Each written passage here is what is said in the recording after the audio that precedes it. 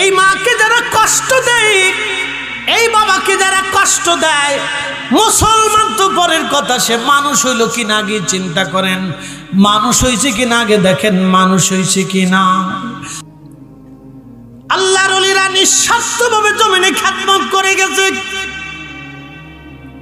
আউলিয়া একরাম নিঃস্বার্থভাবে জমিনে কালেমার খেদমত করে গেছে। তারা না আসলে এই সুন্দর শাশ্বত বাণী আজান মসজিদ নামাজ আপনি পেতেন না। তারা আসছে, বিদায় পাইছে।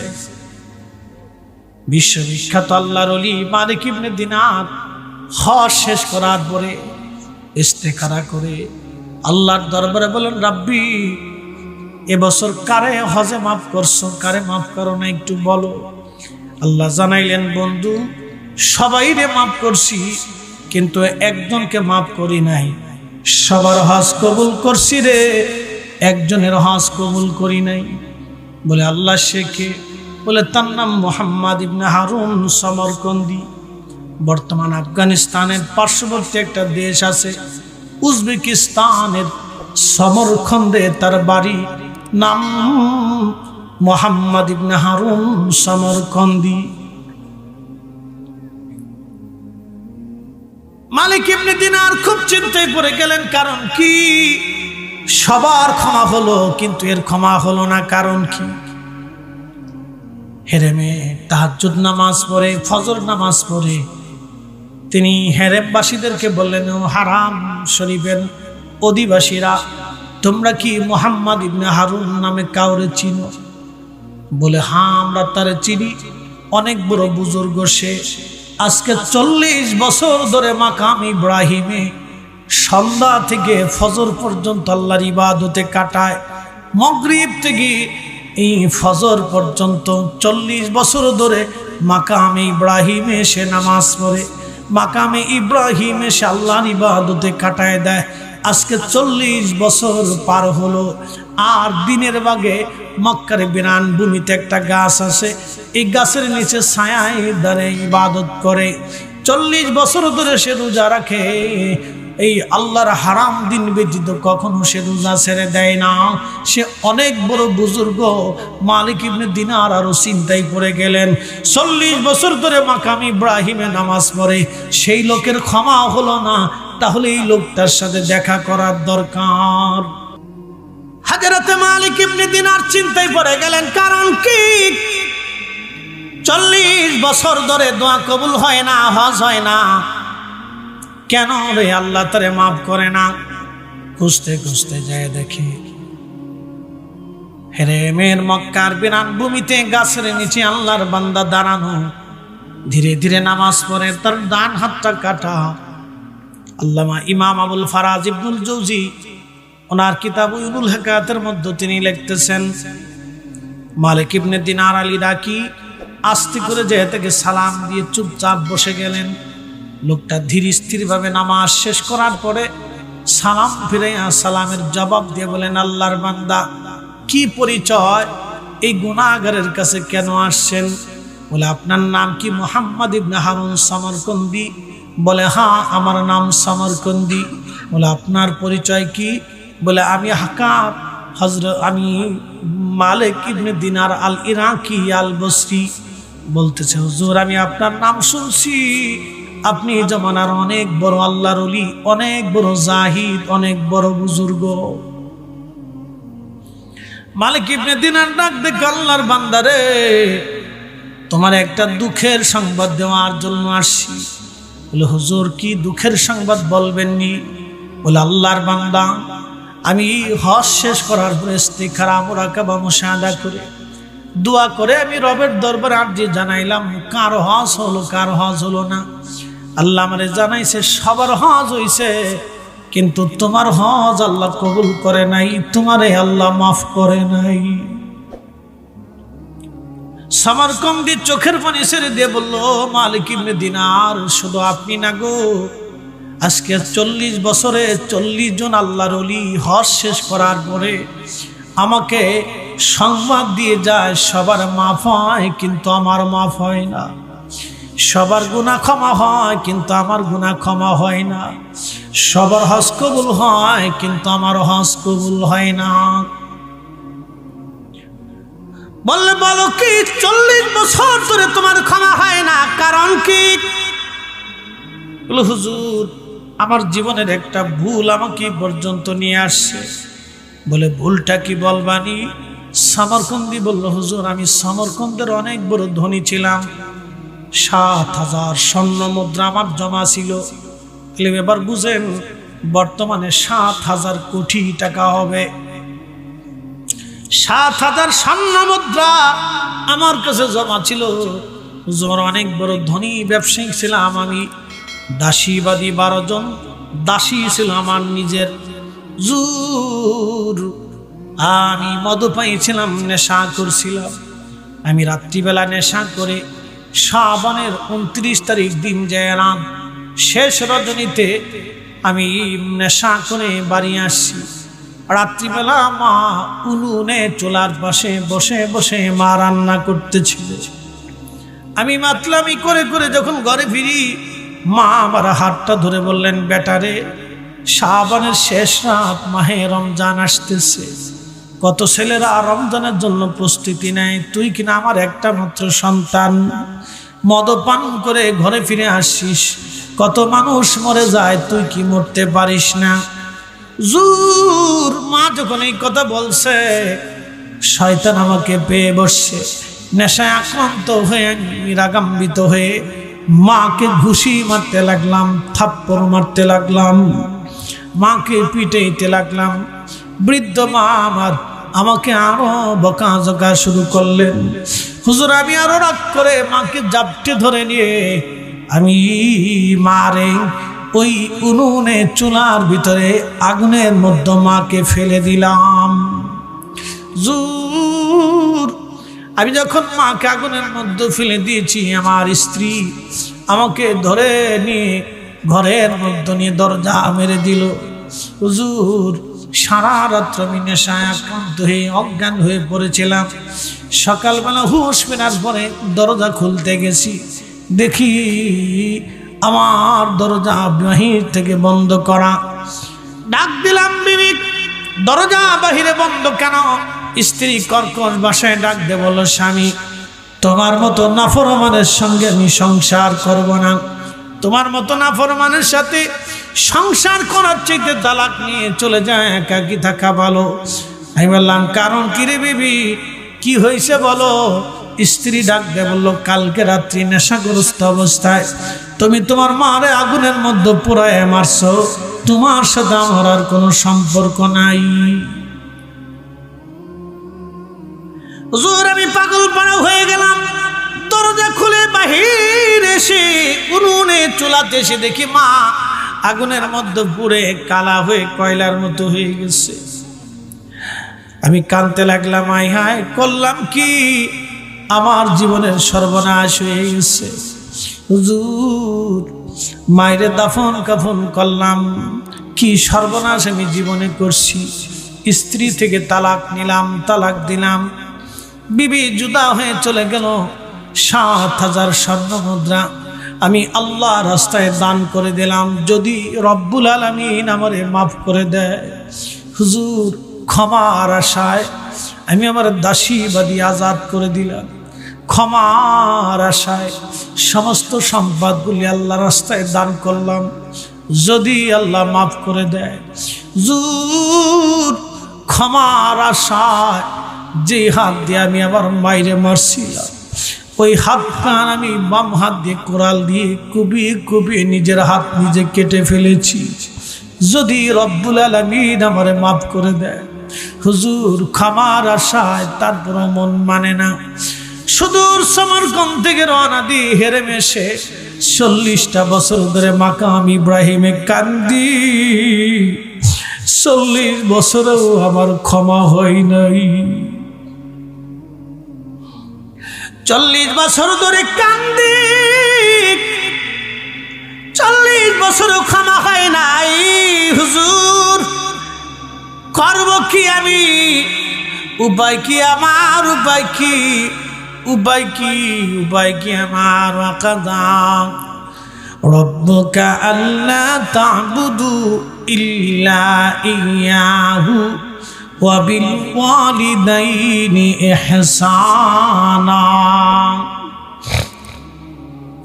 আল্লাহ বলেন, বান্দা আমি নির্দিষ্ট করেছি আমি আর রব ছাড়া আর কারো ইবাদত করবা না।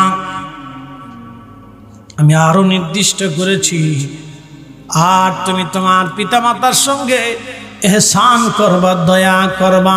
ইম্মা ইয়াবলুগান্না ইনদাকাল কিবারা আহাদুহুমা আও কিলাহুমা ফালা তাকুল লাহুমা উফ। তুমি তোমার পিতামাতা বৃদ্ধ যদি হয়ে যায়, বয়স্ক হয়ে গেলে এমন আচরণ তুমি করবা যেন তোমার আচরণে তোমার বাবা মা উহু শব্দটা পর্যন্ত করে না বসে। একবার জোরে বলা যাবে কি মারহাবা।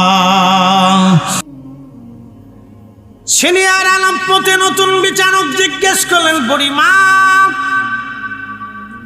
চুরি করলা কারণ কি? বুড়িমা ডাক দিয়ে বললেন, বিচারক চুরি করেছে আমি। হ্যাঁ সত্য। তুমি কেন চুরি করলো? বুড়িমা বলো। বৃদ্ধকালে বুড়ি যে কেঁদে দিয়ে বলল, বিচারক আমার ঘরের মধ্যে 3টা এতিম নাতি সন্তান আছে। আমার ছেলের বউ 2 জন মারা গিয়েছে। 3টা এতিম নাতি বাচ্চা আমার ফ্যামিলিতে। আমি বৃদ্ধা নারী। আজকে 7 দিন হলো এতিম বাচ্চাদের মুখে কোনো রুটি, কোনো খেজুর, কোনো পানিও আমি দিতে পারি নাই।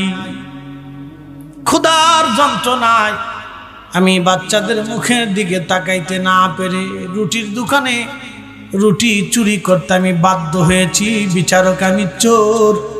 আল্লাহর আইনে তুমি আমারে ফয়সালা করে দাও। ক্ষুধার আইনে তুমি ফয়সালা করো, আমি চোর।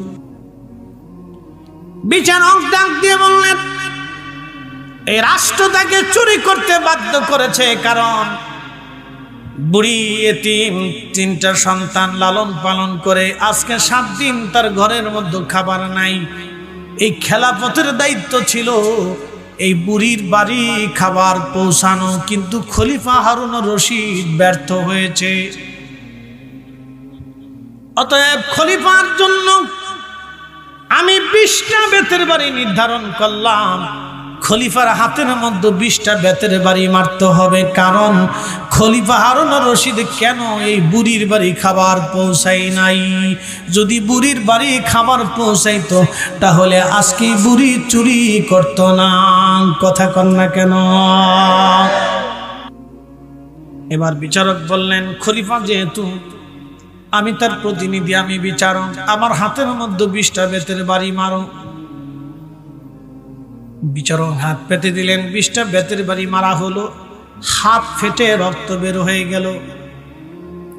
নিজে কাপড় দিয়ে রক্তগুলি মুছে রক্ত বন্ধ করলেন। বললেন, খলিফা এই আলম্প নগরীতে যাকে নগরী প্রধান বানিয়েছিল তিনার হাতের মধ্যে যেন 20টা বেতের বাড়ি মারা হয়, কারণ খলিফা তাকে নিযুক্ত করেছিল এই নগরীর মানুষের ভালো মন্দ দেখার জন্য। সে নিজে দেখে নাই, এই বুড়ির বাড়ি খোঁজ করে সে খাবার পৌঁছায় নাই। অতএব তাকেও 20টা বেতের বাড়ি মারা হোক। প্রকাশ্যে আদালতে তাকেও 20টা বেতের বাড়ি মারা হলো। প্রিয় উপস্থিতি, মনোযোগ দিয়ে শুনিয়া যান। বিচারক ডাক দিয়ে বলতেছে, নগরী প্রধানের হাতের মধ্যে 20টা বেতের বাড়ি মারা হোক। মারা হলো তাকে। পুলিশ পাহক, তারও মারা হলো। খাদ্য অধিদপ্তরের যিনি প্রধান, যিনি খাবার পৌঁছাবে গরিব মানুষের কাছে, বৃদ্ধ ভাতা, বয়স্ক ভাতা, অন্ধ ভাতা, এই ভাতাগুলি আজকে তো ইউরোপরা নতুন চালু করেছে। খেলাফতের আমলে হযরত ওমর নিজেই শিশু ভাতা, অন্ধ ভাতা, বৃদ্ধ ভাতা এবং এই ভাতাগুলি হযরত ওমর নিজে ওমরের জমানায় চালু করে দিয়ে মুসলিম মিল্লাতকে আপডেট করে দিয়ে একবারে 1450 বছর আগে বুঝাই দিয়ে গেল ইসলাম এখনো ঠিক, আগামীতেও ঠিক, কিয়ামত পর্যন্ত ইসলামের মতো আধুনিক আর কোনো ধর্ম হবে না। কথা বলেন ঠিক কিনা?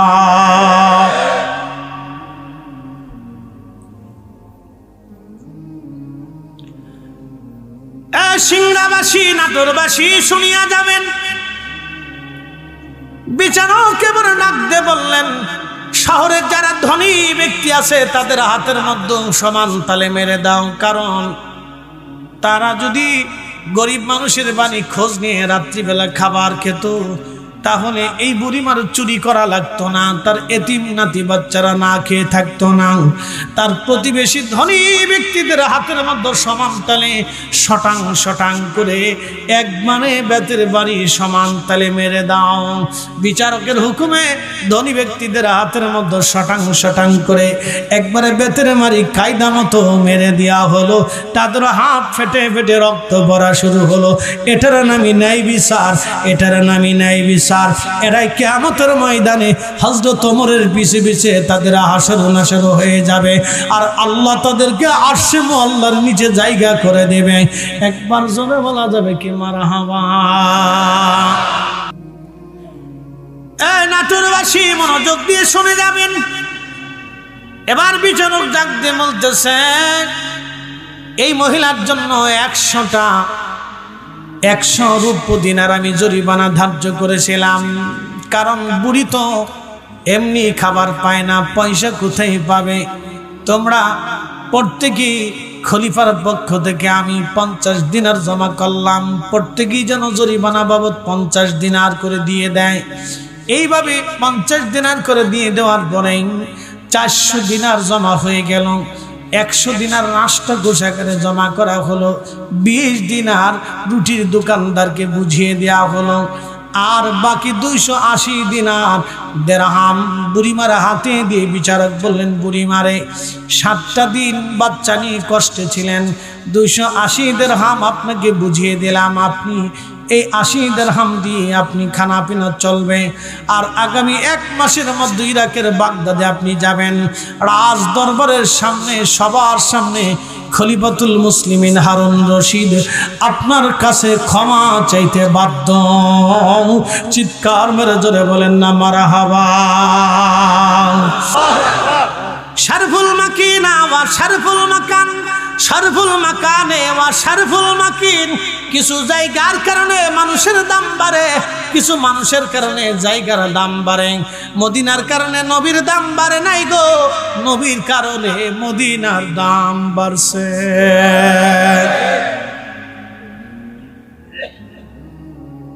মসজিদে নববীতে একটা জায়গা আছে, এই জায়গার নাম রিয়াজুল জান্নাহ, জান্নাতের বাগান। কিসের বাগান? জান্নাতের বাগান। প্রিয় নবীর হুজরা মুবারক থেকে মিম্বার শরীফ পর্যন্ত রিয়াজুল জান্নাহ। আচ্ছা, মসজিদে নববীতে রিয়াজুল জান্নাহ হলো, কাবা শরীফে কেন হলো না? বাইতুল আকসায় কেন হলো না? বাইতুল মুকাররম ঢাকাতে কেন হলো না? মসজিদে নববীতে রিয়াজুল জান্নাহ কেন হলো? আজকে শুনে যান আপনারা, এইগুলি বোঝা বড় দরকার। জমিন আল্লাহর, আসমান আল্লাহর, আইন চলে আল্লাহর। আল্লাহর আইনের পরে পৃথিবীতে আর একটা আইন চলবে, সেটা আমার রসুলের দেওয়া আইন। এই জন্য বলবা কোরআন সুন্নাহর আলো ঘরে ঘরে জালো। শুধু কোরআনের আলো দিয়ে পৃথিবী চলে না, কোরআন সুন্নাহর আলো। আল্লাহ রসুল বললেন, ও আমার উম্মতেরা, তোমরা আল্লাহর কিতাব এবং আমি নবীর সুন্নাহ যদি মেনে চলো তাহলে কোনোদিন তোমরা গোমরা হবে না। আল্লাহ বলে দিলেন, ও আমার বান্দারা তোমরা শোনো, আতি আল্লাহ, আমি আল্লাহকে যেমনে মানবা, ওয়া আতি ওর রসুল, আমার রসুলকে অমনেই মানবা। আমার আল্লাহ, আমি আল্লাহকে যেমনে মানবা, আমার রসুলকে অমনেই মানবা। আমার নবী মানবা, নবী মানবা। কোরআনের অপর আয়াতে আল্লাহ বলে দিলেন মাইয়ুতিআর রাসূলা ফাকাদ আতা আল্লাহ, আমার নবী মানলে আমি আল্লাহ মানা হয়ে যাবে, আমার রাসূল মানলে আমি আল্লাহ মানা হয়ে যাবে, আমার নবী মানলে আমি আল্লাহ মানা হয়ে যাবে। এই জন্য এই জমিনে আল্লাহর জিকির যেইখানে হবে, নবীর দুরূদ সেইখানে হবে। এই জন্য আশহাদু আল্লাহর পরেই আশহাদু আন্না মুহাম্মাদুর রাসূলুল্লাহ আল্লাহ লিখে দিছে। আল্লাহর স্লোগান যেখানে, নবীর স্লোগান সেখানেই চলবে। নারে তাকবীর যেখানে চলবে, নারে রিসালাত সেখানেই চলবে। আল্লাহর জিকির যেইখানে, নবীর দুরূদ সেইখানে চলবে। এই জন্য আমি মনে করি ঘরে ঘরে নবীর, আল্লাহর কোরআন এবং নবীর মিলাদ চালু করা দরকার। কথা কন না কেন, ঠিক কিনা? 13 লক্ষ পৃথিবীর সমান একটা সূর্যকে আমার আল্লাহ প্রত্যেক দিন জ্বালায় রাখে। কোটি কোটি বছর ধরে আল্লাহ জ্বালাইলো, সকাল থেকে সন্ধ্যা পর্যন্ত আল্লাহ আলো দিল। শীতের দিনের আলোটাকে আল্লাহ মিষ্টি বানায় দিল। ও বন্ধু, খুব মনোযোগ দিবেন। আমার রব যদি সূর্য না উঠাইতেন, পৃথিবীর কি এমন কোনো শক্তি আছে সূর্যটাকে উঠাই দিবে? এত বছর ধরে আল্লাহ সূর্যের আলো দিলেন। একটা দিনের জন্য আল্লাহ আপনার কাছে বিল চাই নাই, আল্লাহ একটা বিল চাইল, লা ইন শাকারতুম লা আযীদান্নাকুম ওয়া লা ইন কাফারতুম ইন্না আযাবি লাশাদীদ। আল্লাহ বিল চাইছে, বান্দা শুকর আদায় করবা, কুফর করবা না। যদি কুফর করো, না শুকরিয়া করো রে বান্দা, এমন কঠিন শাস্তি তোমাকে দেব, ভয়াবহ শাস্তি হবে। আপনাদের বাড়িতে কুত্তা আছে, খাবার যদি দেন, আদর যদি করেন, দেখবেন এই কুকুর এই শীতের মধ্যে মনে হয় কুত্তার কি মাসে কোনো বেতন টেতন আছে? কোনো শর্ত কি আছে যে আপনি সকালবেলা রুটি দিবেন, একটা ডিম ভাজি এবং সবজি দিবেন, দুপুরবেলা মুরগার গোশত দিয়ে খাবার দিবেন, রাত্রিবেলা গরুর গোশত ফ্রাই করে রান্না বান্না করে এরপরে আপনি তুন্দুল রুটি দিয়ে তারে খাওয়াবেন, আর মাস গেলে তারে 10,000 টাকা বেতন দিবেন, আর কম্বল দিবেন, এসি রুম দিবেন? এমন কোনো শর্ত কুত্তার নাই। কিন্তু তারপরও কুত্তা পচা গলা খাই আপনার বাড়ি পাহারা দেয়। আপনি যখন ঘুমান, কুকুর আপনার উঠানে ঠান্ডা মাটির মধ্যে শুয়ে কাঁপতে থাকে থরথর করে, আর সারা রাত আপনার ঘর পাহারা দিতে থাকে। সামান্য পরিমাণ খাইয়া কুত্তা বেঈমানি করলো না, আর আপনি 60টা বছর আল্লাহর খাবার খাওয়ার পরেও আল্লাহর সাথে নাফরমানি করে দিছেন। আপনি এখনো মুসলমান হতে পারি নাই। কথা কন না কেন? সিংড়াবাসী মনোযোগ দিবেন, নাটোরবাসী, আমার রব আপনার কাছে টাকা করি, অর্থ করি কিছুই চাই নাই, জমি জমা চাই নাই। আমার রব চাইল আপনার অন্তর থেকে আল্লাহর আনুগত্য। আসলামতু লিরাব্বিল আলামিন। মুসলমান তো তাকে বলে যে নিজের সব কিছু আল্লাহরকে বিলীন করে দেয়, আল্লাহর জন্য যে লিজ দিয়ে দেয়, সে তো মুসলমান। আমাদের দেশে যারা হোটেলে মুরগি খাওয়াইতে যায়, মরা মুরগি চালায় দেয়, এই সিংড়া থেকে কিছু মুরগি ঢাকাতে যায়, যেতে যেতে কিছু মুরগি মারা যায়। কথা কান্না যায় না? এই কাউরান বাজারে মুরগি যাওয়ার পরে এই মরা মুরগি কম দামে বিক্রি হয়। এই মরা মুরগি হোটেল আলারা কিনে কিনে নিয়ে মরা মুরগি মানুষের সাপ্লাই দিয়ে খাওয়ায় দেয়।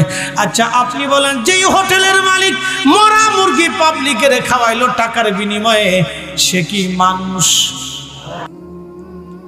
এই সিরিয়ার আলেপ্পো থেকে ইরাকের বাগদাদি খলিফা হারুনুর রশিদের দরবারে একখানা চিঠি লেগে গেল, খলিফাতুল মুসলিমিন, আলেপ্পোতে আজ 1 মাস বিচারক অসুস্থ আছে। খলিফা বিচার কার্য না হওয়ার কারণে এই শহরে চুরি ডাকাতি বেড়ে গেছে। আপনি পুলিশ যদি না থাকে, ডাকাতির কবলে পড়া লাগবে। আপনি ইঁদুর বাস মারতে চাইলে বিলাই পালতে হবে, আর শিয়াল বন্য প্রাণী থেকে বাঁচতে হলে আপনাকে কুকুর পালতে হবে। মনে রাখবেন, ইঁদুর মারতে হলে বিলাই পালতে হবে, সমস্ত বিলাই যদি বিড়াল যদি মেরে ফেলে দেন তাহলে ইঁদুরের জ্বালায় ঘুমাইতে পারবেন না, আর পুলিশ যদি মেরে ফেলে দেন চোরের জ্বালায় ঘুমাইতে পারবেন না। সিরিয়ার আলেপ্পো শহর থেকে চিঠি গেল, খলিফা আপনি বিচারক পাঠিয়ে দেন। বিচারক নাই, 1 মাস হলো শহরে চুরি ডাকাতি বেড়ে গেছে। বিচার কার্য না হওয়ার কারণে শহরের নিরাপত্তা ব্যবস্থা দুর্বল হয়ে গেছে। খলিফা চিঠি লিখে পাঠাইয়ে বললেন আগামী 7 দিনের মধ্যে নতুন বিচারক সিরিয়ার আলেপ্পোতে পৌঁছায় যাবে ইরাকের বাগদাদ থেকে। তখন বাগদাদ ছিল মুসলিম মিল্লাতের রাজধানী। মনোযোগ দিবেন, খলিফা আব্বাসীয় হারুনুর রশিদ ওই চিঠি পাঠানোর পরে 7 দিনের মধ্যে নতুন বিচারক আলেপ্পো সিরিয়াতে পৌঁছায় গেল। সকালবেলা ফজরের নামাজের পর থেকে বিচারকরা তখন বিচার বসতো। এখন তো যেই সময় যে মন চায় সে সেই সময় আসে, মন না চাইলে হইয়া থাকে, মন চাইলে বিচারে বসে, না চাইলে শুয়ে থাকে। এখনকার বিচার তো চোখ টিভি দেওয়া বিচার, আর টেবিলের নিচ দিয়ে মাল নেওয়া বিচার। যে যত বেশি পয়সা মারতে পারবে তার তত তাড়াতাড়ি বিচার পাবে। পয়সা না মারলে গরিব মানুষের কপালে বিচার নাই। কথা কন না কেন? বলে হুজুর ক্ষমা কেমনে পাবো? মালিক ইবনে দিনার কেঁদে দিয়ে বলেন আল্লাহর বান্দা, দুনিয়াতে আগুন লাগে, আগুন থেকে পালাচ্ছ, কে তোমাকে মাফ করবে বলো? এত বড় অপরাধের কি ক্ষমা হয়নি? এই কথা বলে মালিক ইবনে দিনার চলে গেলেন। ইমাম আবুল ফারাজ ইবনুল জৌজি লিখতেছেন, তখনই সমরকন্দি আল্লাহর দরবারে হাত বাড়ায় বলেন রব্বি আল্লাহ, হে বিপদ অবসরণকারী, মুসিবত দূর করনেওয়ালা, তুমি ছাড়া আমার তো আর কোনো রব নাই। আমার এমন ভিখারি বানাইছো, তোমার দরজা ছাড়া আর হাত তোলার মতো কোনো দরজা আর অবশিষ্ট নাই। আল্লাহ, তোমার দরজা থেকে যদি অধমকে তাড়ায় দাও, এই নাফরমান কোন দরজায় হাত বাড়াবে গো আল্লাহ? আল্লাহ, শুনছি তুমি ক্ষমা করতে ভালোবাসো। রব্বুল আলামিন, একটা ভুলের জন্য আমি 40টা বছর ধরে মাপ চাইতেছি। আল্লাহ, 40 বছরের ইবাদত নিয়ে তোমার দরবারে হাত বাড়াইছি। আল্লাহ, তোমার বান্দারে মাহরুম করো না। বিনয়ে বিনয়ে বিনয়ে বিনয়ে সে হাত তুলে তুলে কাঁদতেছিল। মালিক ইবনে দিনার বলেন রাত্রিবেলা মক্কার হেরেমে মুসাফির খানায় ঘুমাই, স্বপ্নের ঘরে দেখি রাহমাতুল লিল আলামিন আমার নবীজি স্বপ্নে আমার কাছে তশরিফ এনেছে। হুজুর বলেন আল্লাহু আকবার। বলেন ইয়া রাসূলুল্লাহ, নবী আসতে পারেনি, আসেনি, আসছেনি, আসবেনি, এটাই সত্য। আমার চোখ নেই তাই দেখি না। অন্ধ সূর্য দেখে না, সূর্যের দোষ না, অন্ধের চোখের দোষ। যারা নবী দেখে না তার চোখের দোষ, ইমানের দোষ, ইয়াকিনের দোষ, আমলের দোষ। আমরার বুজুর্গের দোষ না। আমরার বুজুর্গরা স্বপ্নে মুরাকাবায় আমার রাসূলের সাথে দিদার করত। কথা বলেন ঠিক না বেটি?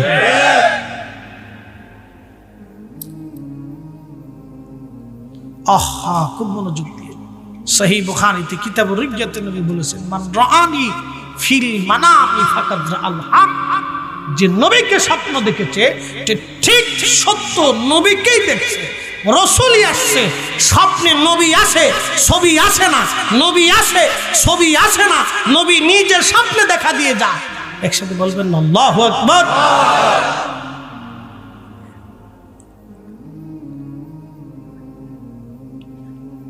মনোযোগ দিয়ে অনেক কথা। সমরকন্দি ব্যাপারে রাসূল করিম স্বপ্নে এসে বলেন, মালিক ইয়া রাসূলুল্লাহ, গোলামের ঘরে প্রিয় নবী বললেন, তোমাকে সমরকন্দিকে খোদার রহমত থেকে মাহরুম করতে কে অনুমতি দিয়েছে? তুমি কেন বলছো আল্লাহ তাকে মাফ করবে না? বলো।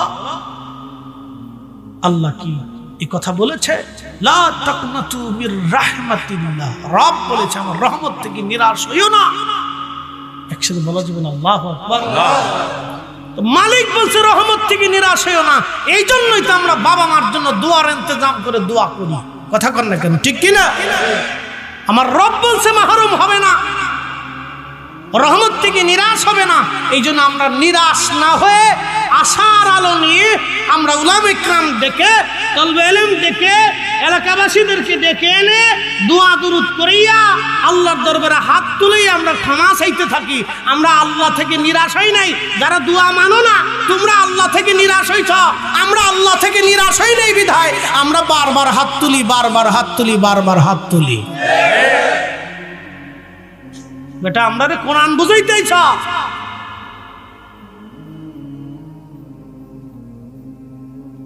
নাফরমানে দেশ ভুলে গেছে।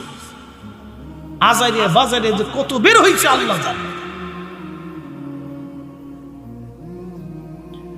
নাটোরের মুসলমান মনোযোগ দিয়ে শুনিয়া যাবেন। আল্লাহর হাবিব ডাক ডাকায়, মালিক কেন তুমি তাকে মাহরুম হতে বলেছ বলো।